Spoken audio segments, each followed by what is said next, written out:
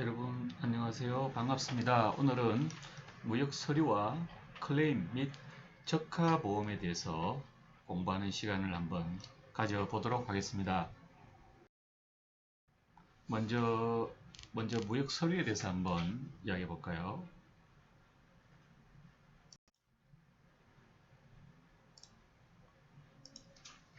무역 서류라 하면은 수출 대금을 받기 위해 은행에 제시하는 서류를 무역 서류라고 이야기합니다. 환어음을 제외한 서류를 보통 우리가 선적 서류, shipping documents 또는 운송 서류, transport documents라고 보통 부르죠. 어떤 무역 서류라고 말했을 때 이 모든 걸 통칭한 개념인데 일반적으로는 선적 서류라든지 운송 서류가 주로 이에 해당된다고 보시면 됩니다. 무역 서류는 모든 거래에서 동일한 내용으로 적용화되어 있지는 않고 무역 계약이나 신용장상에서 요구하는 내용에 따라서 다양한 서류들이 요구되게 됩니다. 지금부터 이제 하나하나 어떤 서류들이 있는지 살펴보도록 하겠습니다. 먼저 무역에 있어서 기본 서류와 부대 서류로 한번 나눠서 생각해 볼까요? 무역에 있어서 주요 서류의 기본 서류에 해당되는 것들 중에서 운송 서류, 보험 서류도 있고 매매 관계도 있습니다. 그리고 부속으로 들어간 서류 중에서는 세관관계 서류도 있고 송장에 부속되는 서류, 품질을 증명하는 서류 이렇게 구분을 할 수가 있겠는데요. 먼저 주요 서류 중에서 운송 서류에 해당되는 것들을 살펴보면 무엇보다 제일 중요한 게 바로 선화증권이죠. Bill of Lading, BL이라는 약으로 많이 불립니다. 그죠? 제일 중요한 정권 서류라고 할 수가 있겠죠. 그 다음에 철도 운송이 이루어진다면 철도 화물 상환증, Railway Bill, 항공으로 운송이 이루어진다면 항공화물 상환증, 우편 같은 경우는 우편 수령증, 그 다음에 우송 확인서, 그 다음에 복합 운송 정권, Combined Transport Document 혹은 Multimodal Transport Document라고 그러죠. 보험 서류 중에서는 해상보험증권, Marine Insurance Policy라고 합니다. 이 policy란 뜻이 영어에서 정책이란 뜻도 있지만 정권이란 뜻도 갖게 됩니다. 보험증명서, Certificate of Insurance. 매매관계 서류에 있어서는 제일 중요한 서류가 바로 상업송장이죠. Commercial Invoice라고 하는 상업송장이 있습니다. 인보이스라는 말은 일반적으로 우리가 상업송장을 이야기하지만 또 밑에 보면 부속 서류로서 인보이스가 몇 가지가 나옵니다. 예를 들어서 세관관계 서류 중에서 영사송장, Consular Invoice도 있고요. 세관송장, Customs Invoice도 있습니다. 그리고 또 중요한 서류가 하나 있죠. 원산지 증명서, Made in Korean지, Made in China인지를 밝혀주는 이 원산지 증명서, 우리가 약으로 CO라고 부르죠. Certificate of Origin, CO. 그 다음에 송장 부속 서류로서는 포장명세서, Packing List, 약으로 P/L이라는 표현으로 PL이라고 많이 부릅니다. 그 다음에 중량이나 용적을 증명해주는 Certificate of Measurement, Measurement라는 말 자체가 용적이라는 뜻이 있죠. Certificate of Measurement and or Weight, 용적, 중량 증명서가 있습니다. 그리고 품질을 증명한 서류도 많이 있습니다. 바이어가 자기의 통관상의 필요, 현지 상행위를 위해서 다양한 검사 증명서를 요구할 수가 있습니다. Certificate of Inspection 혹은 품질 증명서, Certificate of Quality 혹은 화장품이라든가 식품류 같은 경우는 위생 증명서를 요구 많이 하는데요. Certificate of Health, 이런 무역 관련 서류들이 다양하게 존재를 하게 됩니다. 먼저 무역 서류 중 외국환 어음에 대해서 한번 알아볼까요? 외국환 어음, 영어로 Bill of Foreign Exchange라고 합니다. Bill이 어음이죠.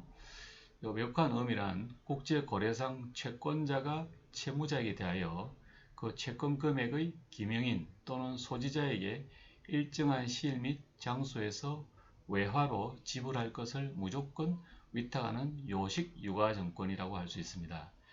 일반적으로 우리가 어음이라고 하면은 국내에서는 돈 들고 어음을 들고 있는 사람이 찾을 수 있는 권리가 있지만 외국 한어음에서는 외국 한어음을 갖고 있는 사람이 돈을 지급해야 될 의무가 발생합니다. 외국한 어음의 유통에는 적어도 2개국이 개입되고 각 나라마다 어음 유통력 강화와 공신력 유지를 위해 강력한 규정을 정하고 있는데 외국한 어음의 효력은 원칙적으로 행위지의 법률에 의하여 처리되게 되어 있습니다.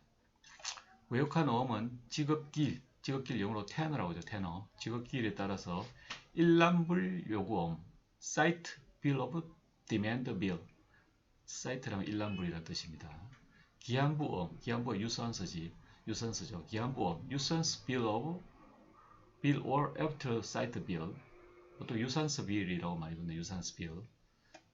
수치인에 따라서 기명식, payable to a specified person. 기명식은 이름이 아예 명시되어 있다는 뜻입니다. 지시식, payable to the order of a specified person or payable to order. 지시식은 그 특정한 사람이 정해져 있지 않고 나중에 정할 때 사용되는 방식입니다. 무기명식, payable to bearer. 무기명식이라는 건 들고 있는 사람, 소지하고 있는 사람이 직접 지급할 의무가 발생한다는 뜻입니다. 그리고 지급인에 따른 분류는 bank bill, 지급인이 은행인 경우, private bill, 지급인이 개인인 경우, trade bill, 유명회사 이렇게 구분될 수가 있겠습니다. 보험 서류 볼까요? 보험 서류는 insurance documents라고 이야기하죠. 영어로는 보험 서류란 국제 거래에 있어서 계약 물품의 운송 도중 해난이나 해난 사고죠. 해난이나 기타의 위험으로 인하여 있게 될 손해에 대비하여 거래 당사자는 보험을 부보를 하게 되는데 이에 대해서 보험자로부터 발급받는 증거 서류가 되겠습니다. 신용장 거래에서는 해당 적합보험의 성립을 증명하는 서류를 총칭해서 보험서류라고 하며 보험서류의 대표적인 서류는 바로 보험증권, Insurance Policy, 약어로는 IP로 부릅니다. Insurance Policy, 그리고 보험증명서, 보험을 가입했다는 증명서가 되겠죠. Certificate of Insurance가 됩니다. 이 보험과에 관계되는 것은 나중에 마지막 시간에 적합보험에 대해서 공부하면서 다시 언급이 될 것 같습니다.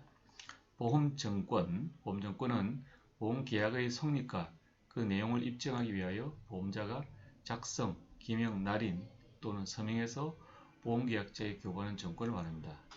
여러분 자동차를 갖고 있는 사람이 있는지 모르지만 자동차를 보험을 가입해도 보험증권을 발행해주고 여러분 생명보험이나 암보험, 실손보험을 가입해도 보험증권을 발급받을 수가 있죠. 보험증명서가 있습니다. 보험증명서는 Certificate of Insurance라고 그러는데요. 보험증명서는 보험회사 또는 지사나 보험회사의 대리인이 자사 발행의 원보험증권 Original Insurance Policy에 근거하여서 그 보험계약의 존재 및 피보험물에 보험이 부보되어 있다는 사실을 증명하는 보험증권의 대용서류가 되겠습니다.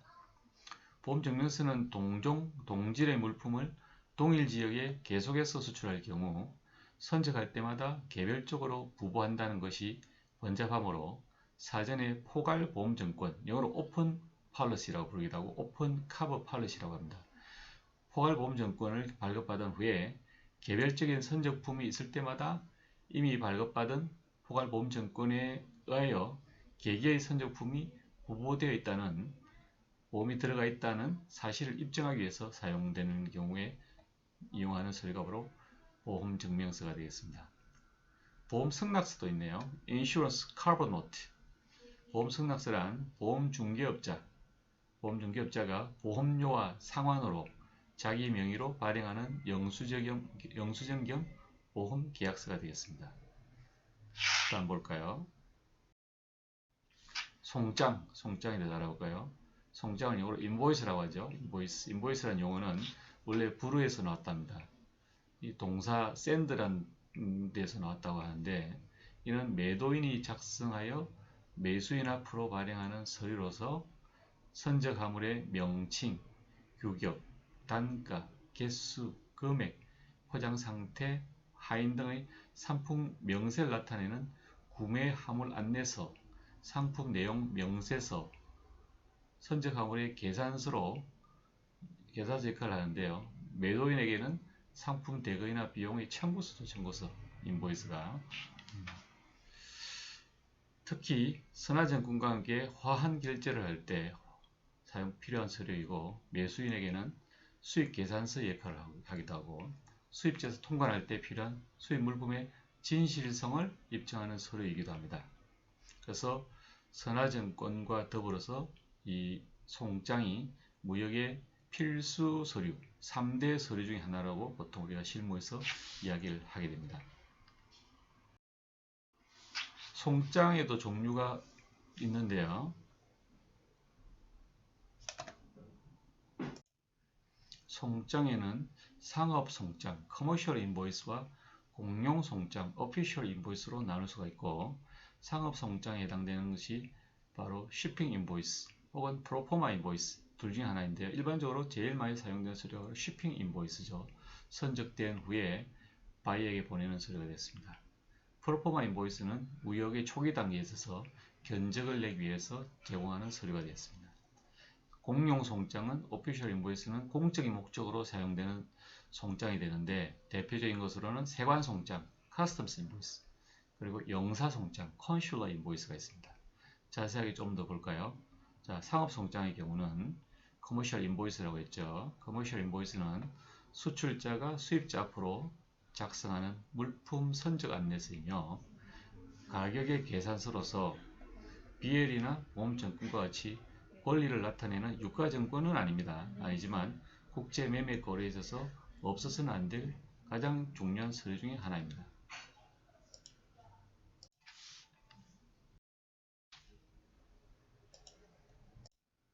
송장의 종류에 대해서 한번 또 자세히 알아보겠습니다. 선적 송장도 종류가 몇 가지가 있는데요.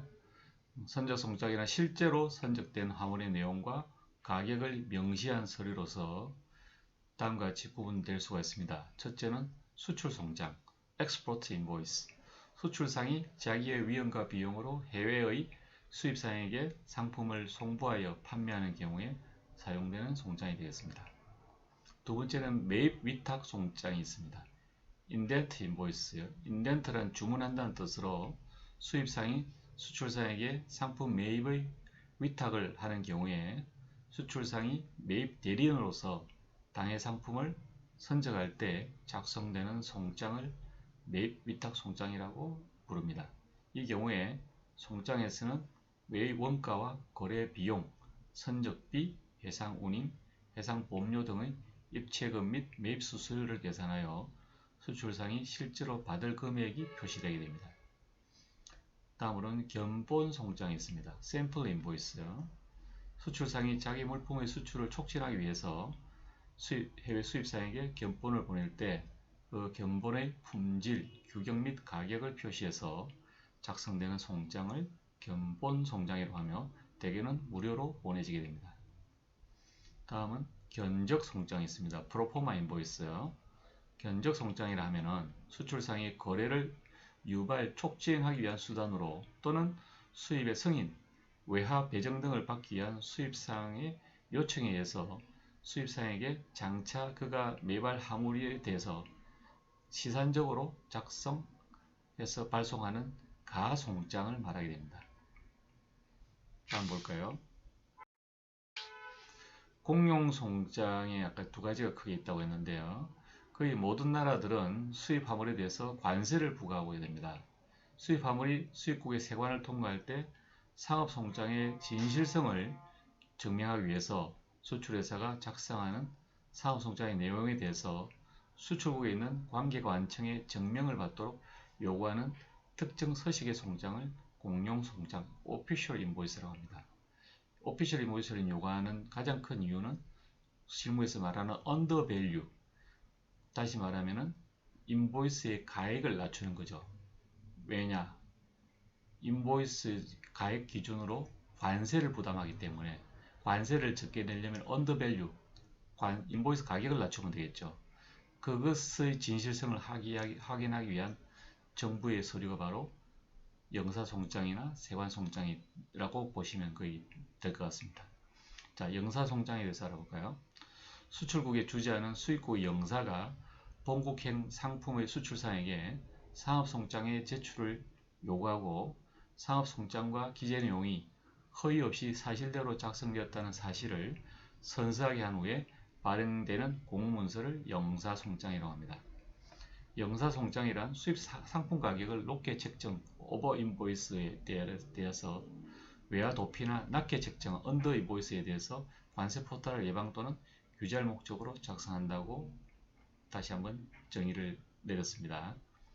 세관송장은 수입 시에 세관이 수입 화물에 대해서 과세 가격의 결정 기준으로 삼기 위하여 또는 외국 수출상의 덤핑 유무를 확인하기 위하여 혹은 쿼터 품목의 통관 기준량을 계산을 위하여 혹은 전반적인 수입 통계를 위하여 사용되는 서류가 되겠습니다.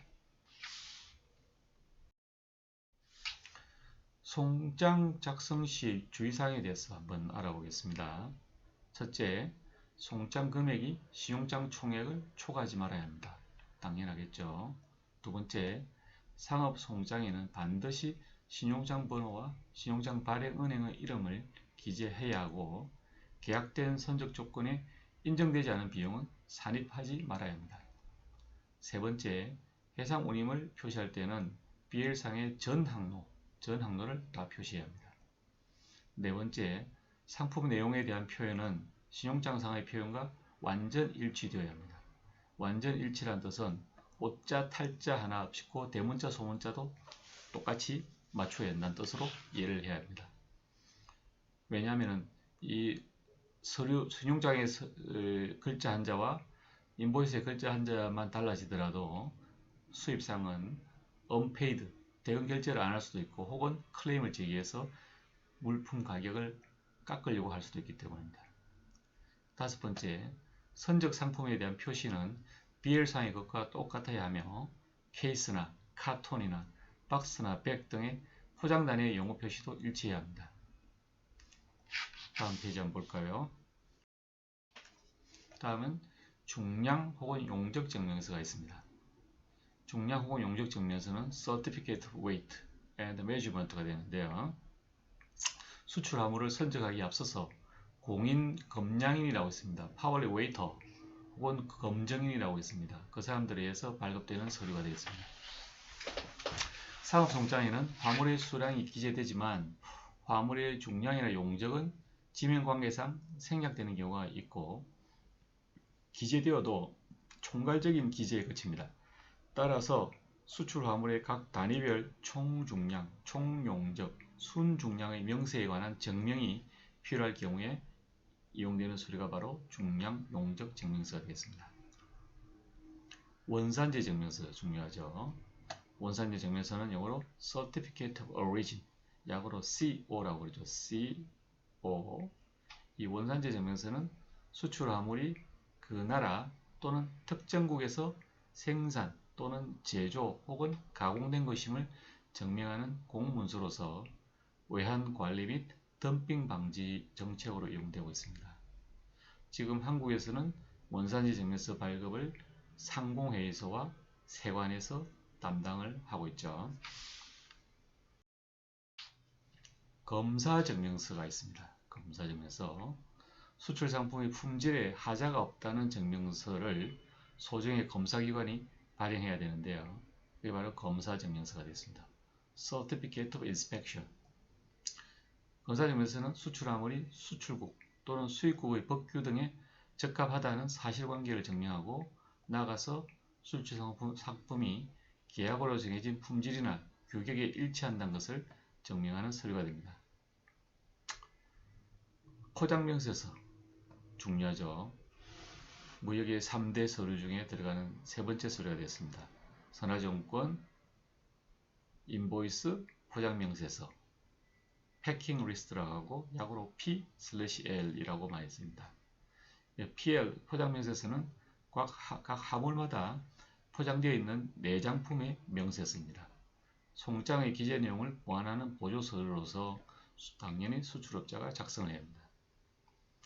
포장명세서는 선적 화물의 포장 단위별 명세와 단위별 총중량, 순중량, 그리고 화인, 쇼핑마크이죠. 쇼핑마크스, 포장의 일련 번호 등을 기재함으로써 포장과 운송 그리고 통관상의 편의 등을 위해서 사용됩니다.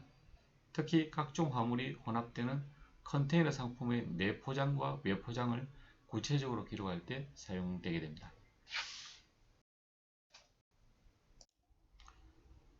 다음으로 위생증명서를 한번 볼까요? 위생증명서. 위생증명서를 영어로 Health, Veterinary and Sanitary Certificate, Health Certificate로 부를 수도 있고요. Sanitary Certificate로 부르기도 하고 Veterinary Certificate로 부르기도 합니다. 음료, 식음료, 원피류 혹은 생동물 등을 수출한 경우에 수입국의 보건기준에 합치된 것을 수입할 수 있도록 관리하기 위해서 수입사의 요구에 의해서 수출국의 위생검사당국에서 발행해서 제공한 서류가 되겠습니다. 요즘 중국에서 한국 화장품에 대한 수입이 많은데 중국에서 요구하는 대표적인 화장품에 대한 서류가 위생증명서가 되겠습니다. 품질증명서도 있네요. 품질증명서 Certificate of Quality라는 농수산물 등의 수출 시에 발급되는 것으로서 농수산물은 같은 종류라도 그 규격이나 무게, 즉 품질이 각각 다르므로 이들을 등급을 정하여 거래를 할 경우에 그 계통의 공인검사관에 의하여 판정되고 판정 결과에 따라서 품질 증명서가 발급되는데요. 광산물이나 의약품 등에는 함유 성분이나 구성 원소를 분석하는 분석 증명서가 사용되기도 합니다. Certificate of Analysis가 되는데요. 다음 볼까요?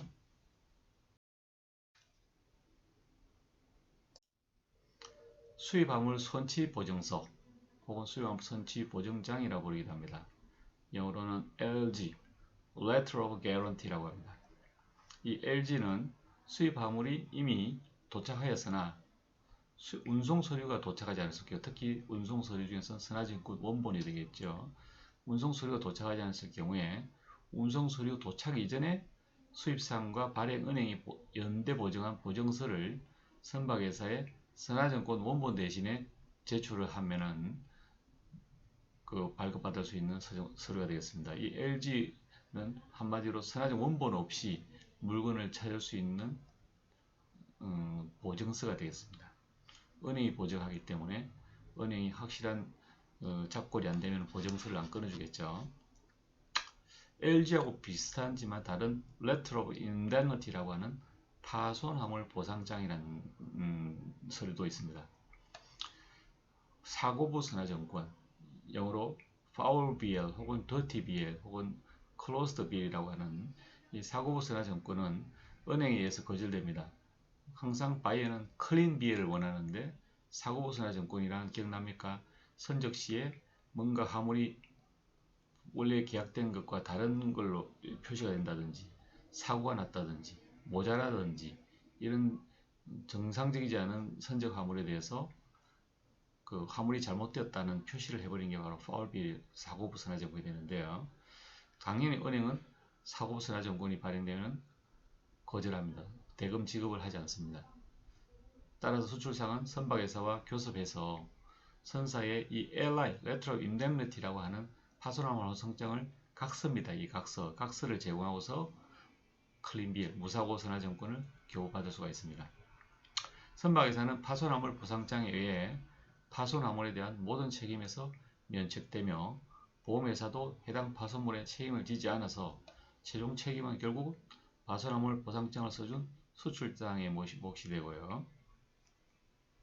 참고로 이름이 파손화물 보상장이라서 데미지가 난 화물뿐만 아니라 아까도 얘기했지만 개수가 부족하다든가 혹은 뭔가 정상적이지 않은 화물에 대해서 처리할 수 있는 게 바로 파손화물 보상장 Letter of Indemnity가 되겠습니다. 자, 지금 이 사진상에 보면 안타까운 모습들입니다. 그죠? 화물이 배에서 적부가 불량해서 잘못 실려서 무게중심을 못 맞춰서 이렇게 배가 기울어서 화물이 바다로 떨어지거나 배 자체가 침몰하는 이런 상황이 있을 수도 있고 또 운송 과정 중에 해상 운송 과정 중에 화물이 뭐가 잘못되거나 선박 내에 뭐가 잘못돼서 화재가 나서 화물이 불에 탈 수도 있고 선박 자체도 불에 탈 수 있는 이런 운송 과정상의 안타까운 상황들이 발생이 안 할 수가 없는 게 사람이 하는 일이니까 그렇죠. 이럴 때 우리가 이제 클레임이라는 게 발생하게 되는데 운송 클레임 어떤 내용인지 한번 보도록 하겠습니다.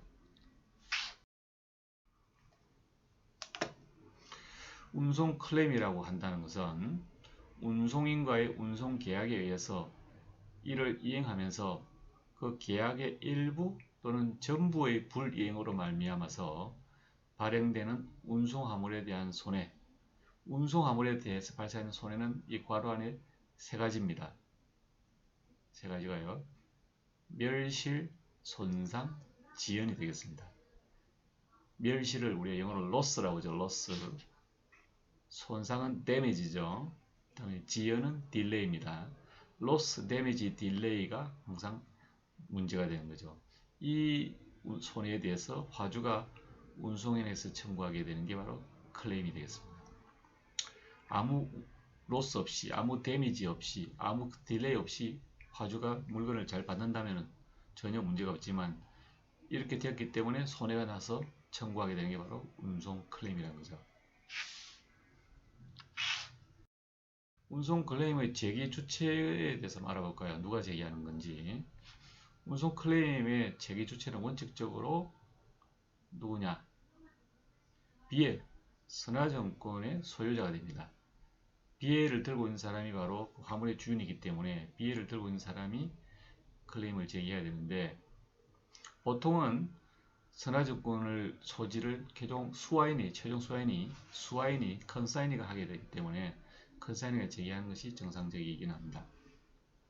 혹은 그 화물이 적하보험이 가입되어 있다면은 좀 이따 적하보험에도 공부하겠지만 적하보험이 가입되어 있다면은 보험회사는 보험금을 갚아주고 보험금을 주고서 그 배상 청구권을 대위받아서 보험회사가 클레임을 청구할 수도 있습니다.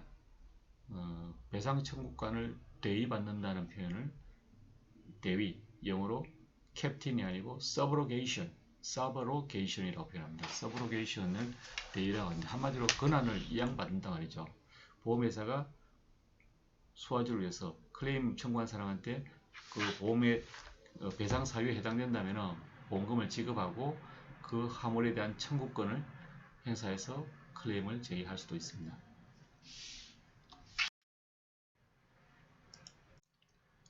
이번에는 운송 클레임의 제기 절차에 대해서 한번 알아보겠습니다. 손해 발생 확인 시에 화주는 그 사실을 즉시 선사나 운송인 그리고 보험을 들였다면 보험회사에 통지하는 동시에 손해 확대 방지와 경감 조치를 해야 됩니다. 클레임의 제기 형식은 반드시 괄호 안에 들어갈 말이 바로 서면입니다. 리턴, 서면으로 통지해야 합니다. 말로서는 안 되고요. 클레임 제기는 반드시 서면으로 통지한다. 그리고 사고를 통지한 후에 손해의 정도가 산출되면 정식 클레임을 제기하게 됩니다. 헤이그 룰이 있습니다. 1924년도에 제정된 국제해상운송 통일조약이 되는데요. 이 헤이그 룰이 현재 선화증권의 이면약관의 정신을 대체로 지배하고 있습니다. 국제적인 어떤 통일된 운송의 기준이 되는데요. 이 헤이그 룰이나 우리나라의 상법은 운송물을 수령한 날로부터 1년 이내에 제기하지 않으면 운송인의 손해배상 책임은 소멸됩니다. 한마디로 클레임 청구기한이 1년이라는 거예요. 클레임을 제기할 때는 몇 가지 서류가 필요하게 됩니다. 제출 서류가 손해배상 청구서라고 하는 클레임 레터를 위시해서 아까 공부했던 인보이스, 그 다음에 서베이 리포트, 어턴 리포트 등이 필요하게 되는데 여기 말한 클레임 레터, 손해배상 청구서란 것은 어떤 법정 양식이 있는 게 아니라 한마디로 공문이 되겠습니다. 수신, 어디 선박회사, 참조, 예를 들어서 위주 담당, 제목, 클레임 청구에 관한 건, 내용, 당사는 언제 기사를 이용해서 운송해 나갔는데 우리 회사 아무리 기사의 이런 잘못으로 얼마의 손해가 났기 때문에 배상해 주십시오. 별첨, 이런 성장, 이런 서류들 이렇게 만들어 놓은 서류가 바로 손해배상 청구서가 되겠습니다. 그리고 서베이 리포트라는 것은 예를 들어서 수입한 사람이 내가 컨테이너를 열었더니 뭔가 화물이 잘못되었다. 그런데 그게 원인을 전문가가 아니기 때문에 알 수가 없고 어느 정도 손해가 나는지를 파악하기 힘듭니다. 그래서 공인 서베이어라고 하는 해상 감정인 손해 사정인이 있습니다. 그분들을 불러서 이분들이 전문적인 식견으로 검증을 해서 그 결과를 손해의 원인, 상태, 규모를 밝혀주는 레포트가 바로 서베이 리포트가 되겠습니다. 이런 서류들을 다 첨부해서 증거 자료로서 클레임을 제기할 때 사용하게 되는 것입니다. 손해배상 금액에 대해서 알아볼까요? 우리나라의 상법은 도착지의 시장 가격에 의해서 손해배상을 규정하고 있지만 실제로는 인보이스 가격에 의해서 배상되는 것이 보통입니다. 인보이스 가격이 시장 가격보다 높더라도 그냥 상호송장에 의해서 배상이 결정되는 게 일반적이라고 할 수가 있겠습니다. 자, 이번 마지막으로 적하보험에 대해서 한번 알아볼까요? 적하보험은 이런 용어들이 참 우리가 생소하게 느껴질 때가 많습니다. 적하보험뿐만 아니라 모든 보험의 용어가 마찬가지인데요. 그 이유는 이런 용어들이 영어였던 것을 일본 사람들이 일본식 한자로 번역했던 것을 우리가 그대로 사용하기 때문에 뭔가 한국어 같지만 좀 생소하게 느껴지는 것이 보험 관련 용어들의 문제고, 그래서 더 어렵게 우리가 느껴지는 게 현실입니다. 먼저 해상보험 계약의 당사자부터 알아볼까요? 당사자는 크게 보험자가 있고 피보험자가 있고 보험계약자가 있습니다. 이번 기회에 이런 용어들을 알아두면 앞으로 생활에서 모든 보험의 용어가 똑같으니까 생활에 도움이 될 것 같습니다. 자, 보험자라고 하면은 보험금 지급 의무가 있는 자로서 보험계약을 인수하는 주체, 바로 보험회사가 되겠죠. 보험계약자가 있습니다. 보험계약자는 보험자와 계약을 체결하는 자, 바로 여러분이 되겠죠. 그리고 피보험자가 있습니다. 피보험자라 하면은 해상보험에 의한 피보험 이익을 갖는 자입니다. 즉 손해보상을 받을 권리가 있는 자가 되겠습니다. 피보험 이익이라 하면 결국은 보험을 들 수 있는, 보험을 가입할 수 있는 대상이라고 봐야 되는데요. 피보험 이익이 되려면 세 가지 요건이 성립되어야 됩니다. 즉 경제성이 있어야 되고 확정성이 있어야 되고 또 하나에 있어야 된다. 필요한 요건이 있는데요. 여기 괄호에 들어갈 말이 바로 적법성이 되겠습니다. 경제성이라는 것은 경제적인 가치가 있어야 한다는 거죠. 다시 말하면 경제적인 가치가 없는 것은 보험을 들 수가 없다는 이야기입니다. 확정성, 보험 사고가 났을 때까지는 최소한 존재해야 되는 물건이 존재해야 된다는 거겠죠. 확정되어 있어야 한다는 것입니다. 그 다음에 적법성, 적법하지 않은 물품은 적합보험을 들 수가 없다는 이야기입니다. 적법하지 않은 물품이 어떤 게 있을까요? 예를 들어서 마약이라든가 총기라든가 이런 것들은 보험을 밀수해서 들어올 때 보험을 들 수가 없다는 얘기겠죠. 자, 그 다음으로는 보험의 또 중개자 중에서 보험 대리점이 있고 보험 중개인이 있습니다. 보험 대리점 많이 들어봤죠. 보험 중개인도 들어봤습니까? 보험 대리점이라 하면 보험자, 보험회사를 위하여 계속적으로 보험계약의 체결을 대리하거나 매개하는 것을 업으로 하는 독립된 상인입니다. 보험 중개인은 보험계약자의 이익을 대표하여 보험자와 교섭하고 양질의 보험계약을 저렴한 보험료로서 체결한 역할을 담당하는 사람이 되겠습니다. 일반적으로 우리는 보험 대리점 사람들도 많이 보게 됩니다. 그죠? 다음 넘어가 볼까요? 보험의 기본 용어에 대해서 말해볼까요? 보험 가액이란 말이 있고 보험 금액이란 말이 있습니다. 보험 가액은 영어로 insurable value라고 합니다. 보험 금액은 sum insured라고 합니다. 완전히 뜻이 달라집니다. 보험 가액이라 하면은 괄호 속에 들어갈 말이 바로 피보험입니다. 피보험 이익에 대해서 발생할 수 있는 경제적 손해의 최고 한도입니다. 보험 금액은 실제로 보험에 가입한 금액이 되겠습니다. 보험자의 손해배상 최고 한도액이 됩니다. 손해배상 한도요. 일반적으로 우리가 중고차를 1000만원짜리 하나 샀습니다. 그러면은 1000만원을 보험 가입한다면은 보험 금액이 될 거예요. 사고가 나서 견적이 나왔는데 한 700만원 정도 견적이 나왔습니다. 그게 바로 보험 가액이 되겠죠. 보험 금액과 보험 가액이 딱 떨어지는 경우를 우리가 full insurance라고 합니다. 전부 보험이라고 합니다. full insurance. 보험 금액보다는 보험 가액이 더 큰 경우를 일부 보험이라고 합니다. 1000만짜리 자동차에 700만 사고가 났을 때는 under insurance가 됩니다. 보험 가액보다 보험 금액이 더 큰 경우를 초과 보험이라고 합니다. over insurance. 1000만짜리 차인데 견적이 1200만이 나왔습니다. 초과 보험이 됩니다.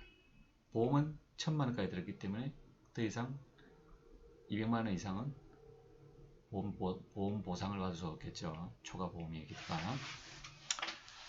자, 그리고 또 보험의 용어 중에서 공동보험이라는 말도 있고 중복보험이라는 말도 있습니다. 공동보험이라 하면 co-insurance. 너무너무 재산적인 가치가 큰 물건들, 지금 부산의 LCT라든가 아주 재산적 가치가 큰 보험이나 아니면 엄청난 큰 선박, 큰 공장,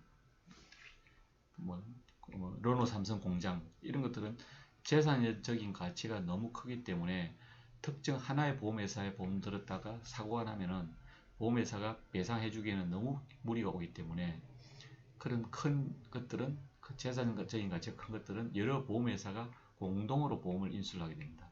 그게 공동보험이 되죠. 만약 사고가 나면은 보험료 받은 금액별로 안분해서 배상을 해줘야 되겠죠. 중복보험이 있습니다. Double Insurance. 중복보험은 적하보험의 경우에는 중복보험이 허용되지 않습니다. 적하보험뿐만 아니라 자동차보험, 화재보험, 선박보험 같은 물보험, 물건을 대상으로 하는 보험은 중복보험이 허용되지 않습니다.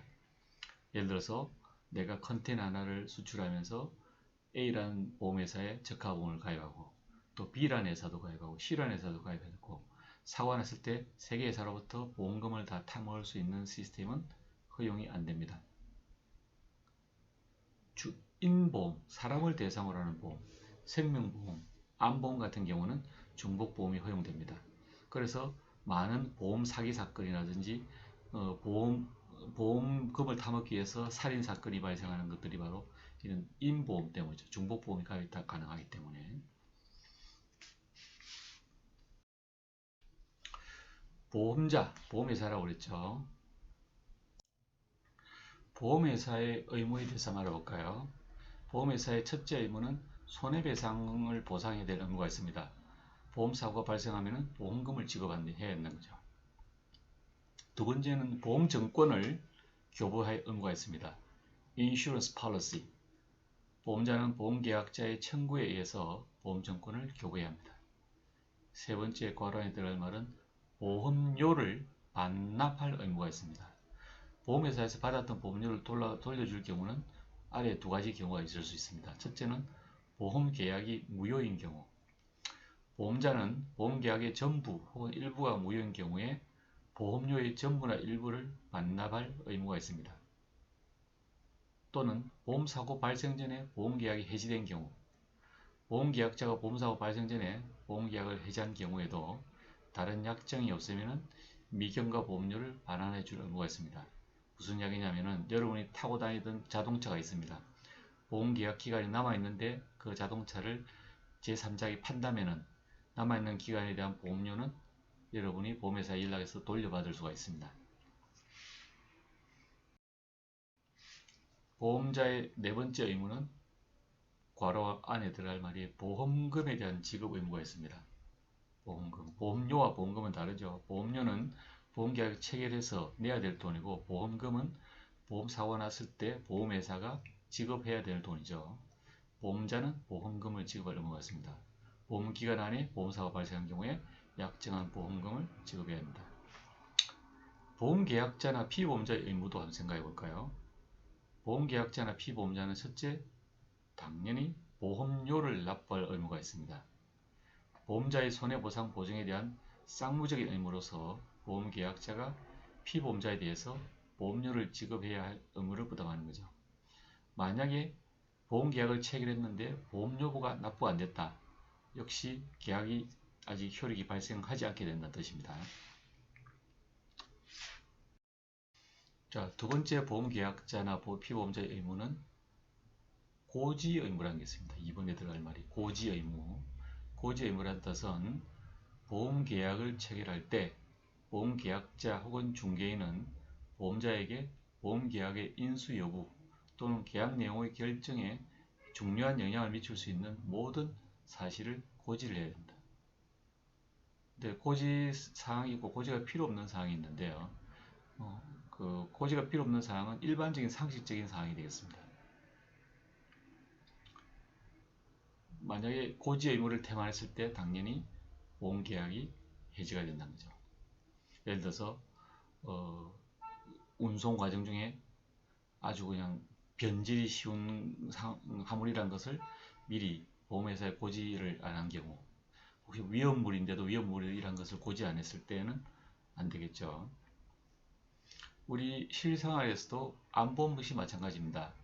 암이 이미 걸린 사람이 암이 걸렸다는 것을 고지하지 않고서 암보험에 가입했다가 나중에 보험금을 타먹으려고 했을 때는 역시 고지 의무 위반이 되게 됩니다. 그 다음에 세 번째 보험계약자나 피보험자의 의무 중에 들어갈 말이 바로 통지 의무가 되겠습니다. 통지 의무. 고지 의무는 보험계약을 체결하기 전에 해야 될 거고, 통지 의무는 보험계약을 체결한 후에 보험계약자 혹은 중개인이 보험자에게 주요한 변동사항이 있다면 고지해야 될 사항입니다.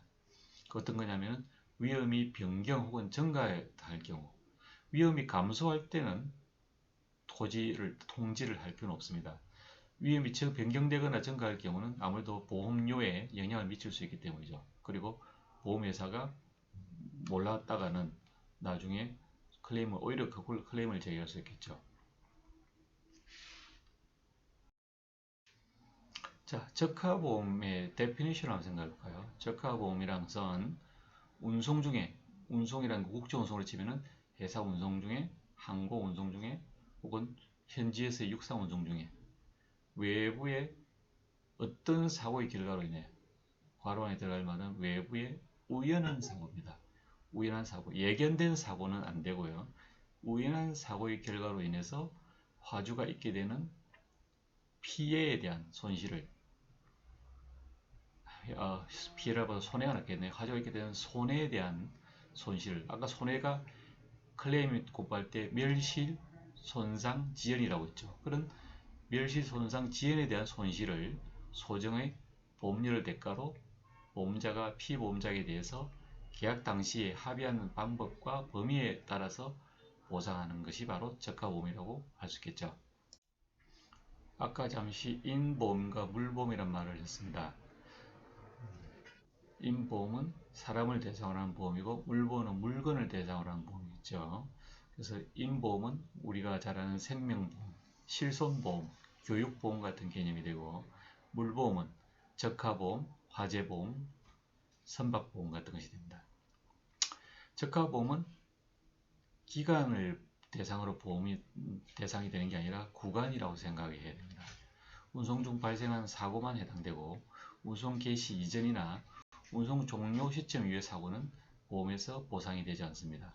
또 아까 보험이 외부의 우연한 사고의 결과로 인해서 라는 말이 있었는데요. 그래서 필연적이라든지 고의적인 경우에는 고의적인 사고는 보상을 받을 수가 없습니다.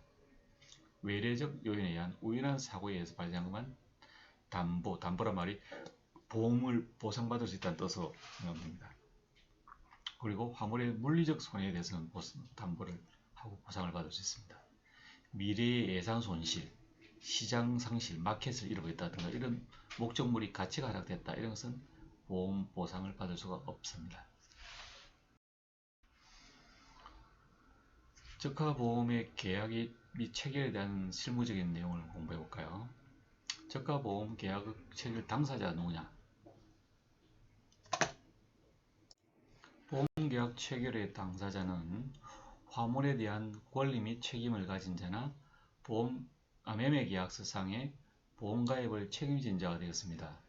인코텀스 11가지 조건 중에서 FOB나 CFR로 되어 있다면 매수인이 바이어가 보험을 들어야 되고, CIF, Cost Insurance Freight, 벌써 인슈런스 말이 들어가 있죠. CIF의 경우는 매도인이, 셀러가 보험을 가입을 해야 됩니다. 따라서 우리나라에서 기준으로 했을 때 CIF로 나가면은 수출자가, FOB로 수입하면은 수입자가 되기 때문에 보험을 들어야 되겠죠. 그리고 이 CIF는 좀 특이한 경우인데요. CIF는 수출자가 수입자를 위해서 보험을 드는 거기 때문에 보험의 계약자는 수출자가 매도인이 되고, 만약 보험사고 났을 때 보험금을 차가잡는 사람은 피보험자는 매수인, 바이어가 되는 조건이 되겠습니다. 보험계약의 청약 및 보험료의 납입에 대해서 생각해 볼까요? 실무적으로 보험의 청약과 보험료의 납입은 동시에 이루어져야 됩니다. 동시에 보험을 청약해 놓고 보험료를 납입하지 않았다면 그 보험은 아직 유효하지 않다고 해석되게 됩니다. 그 다음에 보험 청약할 때 청약된 사항은 모든 사실이 팩트, 진실이어야 되고, 모든 중요한 사항은 청약사항에 다 포함됩니다. 다시 말하면 거짓이나 불고지한 경우에는 고지 의무 위반으로 보험자는 면책이 되고 보험계약 자체는 없던 걸로 처리가 됩니다. 적하보험을 들었을 때 보험을 보상받을 수 있는 위험과 보상받지 못하는 위험이 있을 수 있는데, 크게 이 위험이 두 가지로 구분될 수가 있습니다. 해상 고유의 위험이라고 하는 조건 위험과 해상 위험이 있습니다. 아주 비슷한 것 같은데요. 상당히 달라집니다. 해상 고유의 위험을 우리가 영어로는 perils of the seas라고 그러고요. 전치사 of가 들어갑니다. 해상 위험은 perils on the seas, on이라는 전치사가 들어갑니다. 해상 고유 위험과 해상 위험의 가장 큰 차이점은, 해상 고유 위험은 배가 바다라는 특정 장소 위에 있기 때문에 발생할 수 있는 상황들입니다. 해상 위험은 on the sea, 바다 위에 떠있는 배 위에서 발생할 수 있는 위험이라고 생각을 하면 되겠습니다. 다시 말하면 해상 고유 위험은 배가 바다에 있기 때문에 sinking, 침몰할 수도 있겠죠. 2번 stranding은 좌초입니다. 배가 가다가 암초에 걸렸다는 걸 생각하면 됩니다. 혹은 3번 collision, 바다에서 충돌입니다. 바다에서 배와 배끼리 충돌할 수도 있고, 방파제에 충돌할 수도 있고, 컨테이너 부두에 충돌할 수도 있고, 바위 암초에 충돌할 수도 있겠죠. heavy weather, 황천이라고 합니다. 우리말로 황천길 갈 때 황천하고는 좀 다릅니다. heavy weather, 아주 심한 자연적인 현상, 태풍, 지진, 해일, 이런 것들이 heavy weather에 해당됩니다. 5번은 missing입니다. 행방불명, 선박이 가다가 버뮤다 삼각지대에 들어가 버렸다든가, 가다가 하여튼 운송 과정 중에서, 수송 과정 중에서 배가 없어진 겁니다. 이런 5가지의 바다에서 발생할 수 있는 상황을 해상 고유 위험이라고 그러고요. 일반적으로 해상 고유 위험일 경우에 선주는 면책이 됩니다. 그리고 보험은 커버될 수도 있지만 추가적인 약관을 통해서 돈을 더 부담을 해야 될 경우가 많이 발생하게 됩니다. 그리고 해상 위험, perils on the seas라고 했죠. 바다 위, 배 위에서 발생할 수 있는 어떤 상황들, fire and burning, 선박이 내서 화물이나 선박의 화재가 되겠죠. 제티선, 투하라는 게 있습니다. 제티선은 요즘은 거의 없지만 선박이 침몰해 갈 때 조금이라도 오래 버티려면 배를 가볍게 해야 되기 때문에 배 안에 있는 화물을 바다 밖으로 집어 던져야 합니다. 배 안에 있는 화물을 바다 밖으로 집어 던지는 행위를 우리가 제티선이라고 하는데요. 투하, 이런 것도 해상 위험에 해당됩니다. 베러토리, 선언의 악행, 선언이 나쁜 짓을 한 거죠. 배안에서 pirates, 해적, lovers, 표도, thieves, 강도, 어떤 강도나 어떤 좀도둑 이런 모든 것들이 배 위에서 발생할 수 있죠. 이런 해상 위험은 기본적으로 보험 보상에 해당된다고 생각하면 되겠습니다. 적하보험의 어떤 부보 범위를 크게 박았을 때는 우리가 세 가지로 구분됩니다. FPA라는 조건이 있고 WA라는 조건이 있고 올리스크가 있습니다. 그림에서 보다시피 올리스크 조건이 이 모든 걸 포함하는 가장 큰 조건이죠. All Risk입니다. 그래서 FPA 조건은 요 것들에 대해서만 보상을 해줄 수 있는 거고 WA는 요거 플러스 또 요까지도 더 보상해 줄 수 있는 거고 올리스크는 이거 전부와 요까지를 보상해 줄 수 있는 보험으로 생각을 하면 되겠습니다. 자세한 보험에 대한 내용은 여러분들이 별도로 공부를 할 수 있는 기회가 있었으면 좋겠습니다. 마지막으로 적하보험 요율표가 있는데요. 보통 화물의 품목별로, 제품별로, 그 다음에 아까 봤던 보험의 보상 범위별로 FPA 조건이냐, WA 3%냐, WA IOP 조건이냐, 올리스크 조건이냐, 올리스크 에어냐, 항공운송으로 나가냐. 올리스크는 해상운송 나갔을 때고, 올리스크 에어는 해상운송이고, 이건 항공운송 나갔을 때 얘기입니다. 그리고 이쪽으로 갈수록 보험의 보상 범위가 더 커지는 거죠. 그리고 지역으로 봤을 때는 보세 외항부터 마지막 남미까지 멀리 가는 기준으로 되어 있습니다. 당연히 각 똑같은 화물이라도 FPA 조건보다는 올리스 조건이 더 보험료가 높은 걸 알 수 있죠. FPA 조건보다는 점점 보험료가 보상 범위가 많기 때문에 그만큼 보험회사는 더 많은 보험료를 청구하게 됩니다. 그리고 먼 거리로 갈수록 당연히 위험이 더 커지기 때문에 보험료가 요율이 더 높아진다고 보시면 되겠습니다. 오늘은 여기까지 하는 걸로 하겠습니다. 수고했습니다.